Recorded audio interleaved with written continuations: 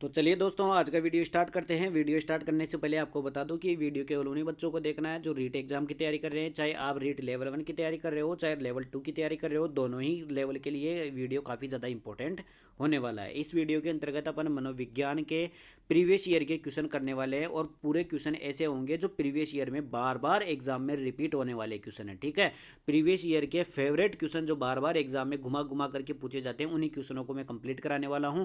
और प्रत्येक क्वेश्चन का 360 सॉल्यूशन कराऊंगा कि उस क्वेश्चन को घुमा घुमा करके एग्जाम में किस प्रकार पूछा गया है, और उसके ऑप्शनों से कौन कौन से क्वेश्चन अभी तक एग्जाम में बन चुके हैं, उन सबका अपन डिटेल में इस वीडियो के अंतर्गत 360 सॉल्यूशन करने वाले हैं। ठीक है, तो वीडियो काफ़ी ज़्यादा इंपॉर्टेंट है, वीडियो को कहीं भी मिस मत करना। और अगर आपने अभी तक चैनल को सब्सक्राइब नहीं किया तो चैनल को सब्सक्राइब कर दीजिए। वीडियो पसंद आए तो वीडियो को लाइक भी कर देना। देखो, सबसे पहले आपको बता दूं कि मैं पूरा का पूरा क्वेश्चन जितने भी है ना फास्टेस्ट रिवीजन कराऊंगा, जिससे क्या होगा कि आपका रिवीजन भी हो जाएगा। और जब भी जैसे थोंडाइक नाम आएगा तो मैं थोंडाइक के सारे क्वेश्चन एक साथ बता दूंगा, तो बार बार थोंडाइक नाम आएगा तो आपको बार बार रिवाइज होता रहेगा। ठीक है, तो फास्टेस्ट रिवीजन और बार बार रिवीजन अपन करेंगे। ठीक है, तो आज का हमारा पहला क्वेश्चन देखो भाई साहब। आधुनिक मनोविज्ञान के जनक माने जाते हैं। तो आधुनिक मनोविज्ञान क्या होती है? अपनी मनोविज्ञान की एक शाखा होती है, ध्यान रख लेना, साइकोलॉजी की एक शाखा होती है आधुनिक मनोविज्ञान। और इसका जनक है कौन? है विलियम जेम्स। कौन है? William James. अब देखो, विलियम जेम्स से यहाँ से कौन कौन से क्वेश्चन अभी तक एग्जाम में पूछे जा चुके हैं। सबसे पहला क्वेश्चन है कि विलियम जेम्स ने कौन सी मनोविज्ञान की शाखा दी थी? आधुनिक मनोविज्ञान का जनक किसको कहा जाता है? विलियम जेम्स को कहा जाता है। इसके अलावा विलियम जेम्स ने मनोविज्ञान को कौन सी विज्ञान कहा था? आप सबको पता है कि मनोविज्ञान को सबसे पहले आत्मा का विज्ञान, फिर मन का विज्ञान, फिर चेतना का विज्ञान, फिर व्यवहार का विज्ञान बताया गया था। तो विलियम जेम्स ने कौन सा विज्ञान बताया था? वो बताया था चेतना का विज्ञान। ध्यान रख लेना, मनोविज्ञान को चेतना का विज्ञान किसने बताया था? विलियम जेम्स ने बताया था। और इसके अलावा विलियम जेम्स का एक क्वेश्चन पूछा जाता है कि अमेरिकन साइकोलॉजी, जो अमेरिका की मनोविज्ञान है, उसका जनक भी किसको कहा जाता है? विलियम जेम्स को कहा जाता है। ठीक है, तो अमेरिकन साइकोलॉजी का जनक भी कौन है? विलियम जेम्स है। इसके अलावा वॉटसन के कौन कौन से क्वेश्चन एग्जाम में पूछे जा चुके हैं कि व्यवहारवाद का जनक किसको कहा जाता है? वॉटसन को कहा जाता है। एक तो क्वेश्चन ये पूछ चुका है कि व्यवहारवाद का जनक वॉटसन को कहा जाता है। इसके अलावा वॉटसन ने अपने 11 माह के बेटे के ऊपर प्रयोग किया था, उस बेटे का नाम क्या था? अल्बर्ट था। ध्यान रख लेना, ये नाम भी पूछा हुआ है, अल्बर्ट भी। इसके अलावा जिस प्रकार मनोविज्ञान को विलियम जेम्स ने क्या कहा था? चेतना का विज्ञान कहा था, उसी प्रकार वॉटसन ने मनोविज्ञान को व्यवहार का विज्ञान कहा है। क्या कहा है? व्यवहार का विज्ञान किसको कहा जाता है? मनोविज्ञान को किसने कहा था? वॉटसन ने कहा था। इसके अलावा अपन देखते हैं, एक स्किनर दे रखा है। स्किनर के सारे क्वेश्चन में आपको एक ही क्वेश्चन में बता देता हूं। देखो साहब, सबसे पहले तो स्किनर का पूरा नाम बीएफ स्किनर है। ये अमेरिका का रहने वाला है। इसने कौन सा सिद्धांत दिया था? क्रिया प्रसूत अनुबंधन का सिद्धांत, या फिर इसी को बोला जाता है सक्रिय अनुबंधन का सिद्धांत। इसने चूहे और कबूतर के ऊपर प्रयोग किया था। इसके अलावा इसने अभिकर्मित अनुदेशन का जनक भी कहा जाता है, जिसमें से रेखीय अभिकर्मित अनुदेशन का जनक किसको कहा जाता है? बीएफ स्किनर को कहा जाता है। ठीक है, इसके अलावा अधिगम में सबसे ज्यादा पुनर्बलन को महत्वपूर्ण मानने वाला भी कौन था? स्किनर था। ये सारे क्वेश्चन हो गए स्किनर के। इसके अलावा वुडवर्थ की बात करें अपन, वुडवर्थ की ध्यान रख लेना, मनोविज्ञान को सबसे पहले क्या कहा था? आत्मा का विज्ञान, फिर क्या कहा था? मन का विज्ञान, फिर क्या कहा था? चेतना का विज्ञान, फिर क्या कहा था? व्यवहार का विज्ञान। अब वुडवर्थ ने एक परिभाषा दी कि मनोविज्ञान ने सबसे पहले आत्मा को छोड़ा, फिर मन को छोड़ा, फिर चेतना को छोड़ा, और वर्तमान में व्यवहार को अपना रखा है। तो ये चारों चीजों का नाम लेने वाले एक ही परिभाषा के अंतर्गत किसने नाम लिया था? वुडवर्थ ने लिया था। इसके अलावा वुडवर्थ की एक विधि भी है, ध्यान रख लेना। वुडवर्थ ने कौन सी विधि दी थी? इन्होंने दी थी प्रश्नावली विधि। प्रश्नावली विधि किसने दी थी? वुडवर्थ ने। ये क्वेश्चन भी कई बार एग्जाम में पूछा जा चुका है। तो कुल मिलाकर के यहां से मैंने आपको लगभग 10 से 15 क्वेश्चन प्रीवियस ईयर के बार बार पूछे जाने वाले क्वेश्चन बता चुका हूं। आगे बढ़ते हैं भाई साहब, अगला क्वेश्चन देखते हैं। Question number second, ego libido का अर्थ क्या है? देखो, ईगो लिबिडो सबसे पहले तो एग्जाम में पूछा जाता है कि लिबिडो शब्द किसने दिया था? लिबिडो शब्द किसने दिया था? ये दिया था सिगमंड फ्राइड ने। किसने दिया था? सिगमंड फ्राइड ने लिबिडो शब्द दिया था। और लिबिडो का मतलब होता है जो अपनी काम प्रवृत्ति होता है ना, काम प्रवृत्ति, उसी को लिबिडो कहा था। किसने? सिगमंड फ्राइड ने। ठीक है, और ईगो लिबिडो का मतलब होता है आत्म प्रेम, खुद से प्रेम, खुद से प्रेम। ठीक है, ईगो लिबिडो का मतलब क्या होता है? आत्म प्रेम होता है। क्या होता है? आत्म प्रेम होता है। ठीक है भाई साहब, अगला क्वेश्चन देखते हैं। क्वेश्चन नंबर थर्ड क्या कहता है? ईएच इरेक्शन के अनुसार मनोलैंगिक विकास की कितनी अवस्थाएं हैं? ध्यान रख लेना, इस क्वेश्चन से 2-3 क्वेश्चन एग्जाम में अभी तक पूछे जा चुके हैं। सबसे पहला, मनोलैंगिक विकास का सिद्धांत किसने दिया था? मनोलैंगिक विकास का सिद्धांत किसने दिया था? इरिक्सन ने दिया था। किसने दिया था? इरिक्सन ने दिया था। इस सिद्धांत के अंतर्गत कितनी अवस्थाएं बताई गई है? 8 अवस्थाएं बताई गई। कितनी अवस्थाएं बताई गई? 8 अवस्थाएं बताई गई है। ध्यान रख लेना, 8 अवस्थाओं का नाम याद रख लेना। पहली तो विश्वास बनाम विश्वास वाली थी, दूसरी संदेह वाली थी, तीसरी पहल बनाम गलानी वाली थी, और चौथी थी अपना परिश्रम वाली, पांचवी थी अपनी पहचान वाली, और छठी कौन सी थी? छठी थी अपनी कौन सी, पलायन वाली, अलगाव वाली। इसके अलावा सातवीं थी घनिष्ठता वाली, और आठवीं कौन सी थी, संपूर्णता वाली। संपूर्णता वाली जिसमें अपन संपूर्ण हो जाते हैं 65 साल की उम्र के बाद में, ठीक है। तो आठों अवस्थाओं वाला सिद्धांत कौन सा था, मनोलैंगिक विकास का सिद्धांत था। किसने दिया था, इरिक्सन ने दिया था। और ये किसका शिष्य था, ये सिगमंड फ्रायड का शिष्य था। ये सारे क्वेश्चन हो गए जो क्वेश्चन नंबर 3 से अभी तक एग्जाम में पूछे जा चुके हैं। आगे बढ़ते हैं, अगला क्वेश्चन, क्वेश्चन नंबर 4। उससे पहले अगर आपने चैनल को सब्सक्राइब नहीं किया तो जरूर कर दीजिए, वीडियो पसंद आ रहा हो तो वीडियो को लाइक भी कर देना। देखो साहब अगला क्वेश्चन, शिक्षण विधियों तथा शिक्षण नीतियों में अंतर क्या होता है। देखो एक तो होती है शिक्षण विधियां जिनको बोलते हो आप टीचिंग मेथड, एक होती है शिक्षण नीतियां। देखो शिक्षण विधियां तो कौन डिसाइड करता है, टीचर डिसाइड करता है। और शिक्षण जो नीतियां होती है या आपके विद्यालय हो गया, कोई आपके संस्थान हो गई, उनके द्वारा डिसाइड किया जाता है। शिक्षण विधियों का उद्देश्य होता है, शिक्षण विधियों जो टीचिंग मेथड होती है इसका उद्देश्य होता है बालक को किस प्रकार से उसकी रुचि, उसकी आवश्यकताओं, उसकी योग्यताओं, उसकी क्षमताओं के अनुसार पढ़ाना, कौन सी विधि सबसे बेस्ट रहेगी, इसका उद्देश्य होता है। शिक्षण नीतियों का उद्देश्य होता है कि बच्चों का पाठ्यक्रम किस प्रकार से बनाया जाए, उनकी शिक्षा की प्रणाली क्या होनी चाहिए, शिक्षा नीति किस प्रकार की होनी चाहिए। तो कुल मिलाकर के शिक्षण विधियां और शिक्षण नीतियों में एक ही अंतर होता है, कौन सा होता है, उद्देश्यों का अंतर। दोनों का ही उद्देश्य अलग अलग है, ध्यान रख लेना, ठीक है। कई बार एग्जाम में पूछा जा चुका है ये क्वेश्चन। आगे बढ़ते भाई साहब, अगला क्वेश्चन, क्वेश्चन नंबर 5 क्या कहता है, सुपर ईगो का विकास किस मनोलैंगिक अवस्था में सबसे अधिक होता है। ध्यान रख लेना, सुपर ईगो का विकास कौन सी मनोलैंगिक अवस्था में सबसे ज्यादा होता है, वो होता है अव्यक्त अवस्था के अंतर्गत। कौन सी अवस्था में, अव्यक्त अवस्था को अंग्रेजी में कहा जाता है लेटेंट स्टेज। कौन सी कहा जाता है, लेटेंट स्टेज किसको कहा जाता है, अव्यक्त अवस्था को कहा जाता है। और इसी अवस्था में सुपर ईगो का विकास सबसे ज्यादा होता है। आगे बढ़ते भाई साहब, अगला क्वेश्चन है क्वेश्चन नंबर 6, किस मनोवैज्ञानिक ने कहा कि चेतन मन के साथ अचेतन मन पर भी ध्यान देना चाहिए। ध्यान रख लेना, वेरी वेरी इंपॉर्टेंट क्वेश्चन है।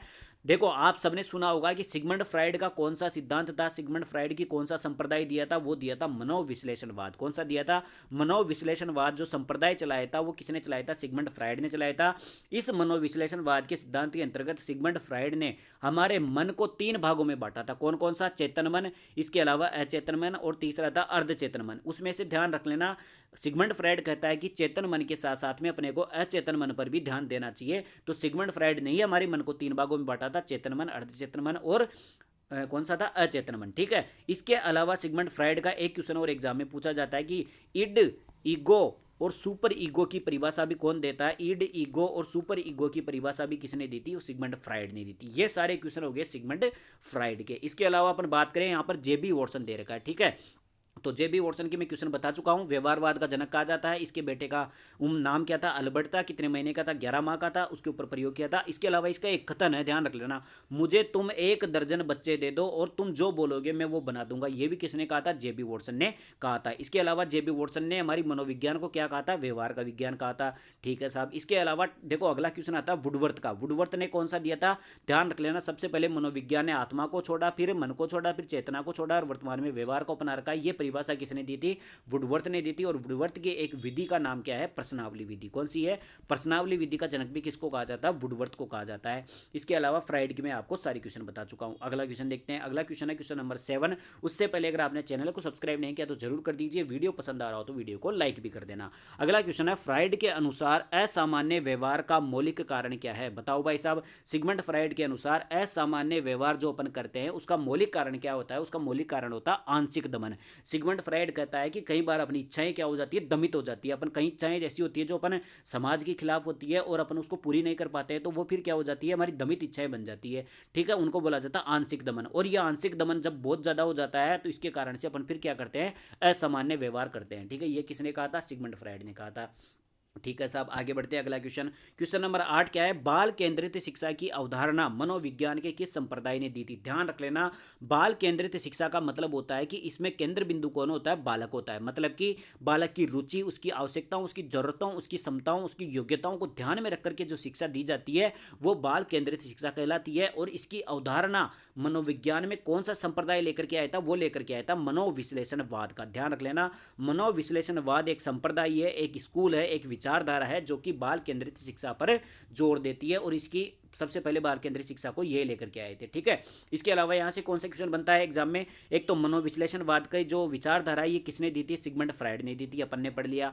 संरचनावाद की विचारधारा किसने दी थी, टिचनर ने दी थी। किसने दी थी, टिचनर ने दी थी संरचनावाद की अवधारणा।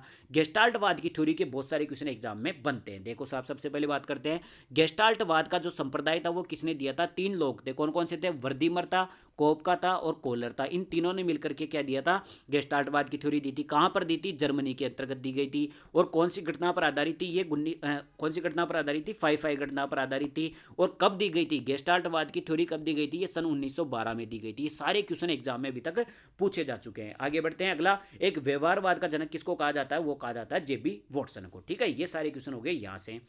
आगे बढ़ते भाई साहब, अगला क्वेश्चन, क्वेश्चन नंबर 9 क्या कहता है, मनोविज्ञान आचरण और व्यवहार का यथार्थ विज्ञान है, कथन किसका है। देखो, मनोविज्ञान की कई बार परिभाषा पूछी जाती है। अब इसको याद कैसे रखोगे कि आचरण और व्यवहार का विज्ञान किसको कहा जाता है, मनोविज्ञान को कहा जाता है। ये किसने कहा था, तो ये आचरण शब्द और व्यवहार शब्द याद रख लेना। आचरण और व्यवहार का विज्ञान मनोविज्ञान को किसने कहा था। वैसे तो इसमें आचरण से पता चल रहा है कि मैकडूगल ने कहा था, क्योंकि मूल प्रवृत्ति और आचरण की बात कौन करता है, मैकडूगल करता है। ऑप्शन देख लेते हैं एक बार, इसमें आंसर भी देख लेंगे। देखो साहब, मैंने बोला था ना मैकडूगल, तो ध्यान रख लेना, मनोविज्ञान को आचरण और अनुभव का विज्ञान किसने कहा था, वो मैकडूगल ने कहा था। ये परिभाषा आपको याद रखनी। इसके अलावा देखो, स्किनर के सारे क्वेश्चन आपको एग्जाम में बता चुका हूं कि इसका पूरा नाम बीएफ स्किनर है और ये अमेरिका का रहने वाला, क्रिया प्रसूत अनुबंधन का सिद्धांत दिया था या सक्रिय अनुबंधन का सिद्धांत दिया था। इसके अलावा अभिक्रमित अनुदेशन का जनक कहा जाता है, चूहे और कबूतर के ऊपर प्रयोग किया था, अधिगम में पुनर्बलन को सबसे ज्यादा महत्वपूर्ण मानता है। इसके अलावा वुडवर्थ की बात करें तो वुडवर्थ ने कौन सी परिभाषा दी थी, भाई मनोविज्ञान ने सबसे पहले आत्मा को छोड़ा, फिर उसके बाद मन को छोड़ा, उसके बाद में चेतना को छोड़ा, वर्तमान में व्यवहार को अपना रखा है।